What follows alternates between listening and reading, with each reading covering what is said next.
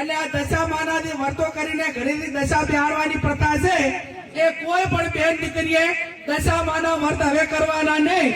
અને જેને દશામાં નડે એ બધા માને મારે અહીંયા મેલતી દો. હું એકલી ગાડી ફેરવું છું, દશામાં મારા ભેગા ગાડી ભરશે. અને નડે તો મને નડે, તમને કોણ નડશે નહીં. બરોબર ને?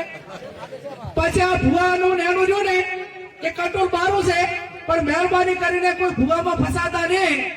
તમારું જે કર્મ છે એનું એ જ અગત્યનું છે. જેવું કર્મ કરશો એવું ભોગવશો.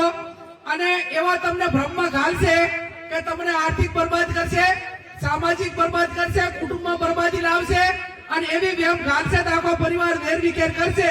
એટલે મહેરબાની કરીને કોઈ પણ પ્રકારનું દખ હોય તો ડોક્ટરને બતાવવું, હગાવાલાને બતાવવું, એને વાત કરવાની.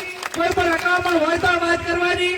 5 જણા મિત્રોને કહેવાનું, પણ ચાહે અંધશ્રદ્ધામાં આવવાનું ને. અને ભોપા જો આખા તેનું બધું મટાડી દેતા હોય તો હું કેશોદી આ સાહેબ બે તમે કોઈ ભોપાની બાધા રાખો અને અમે તમારે અહીંયા કોઈ પણ કામ ના કરો અને ચૂંટણીમાં ફોર્મ ભરા દીધા તો એ ભોપો હાજો. એ આપણે બીજાની આબરૂ થાય એવું આપણે ના કરવું જોઈએ.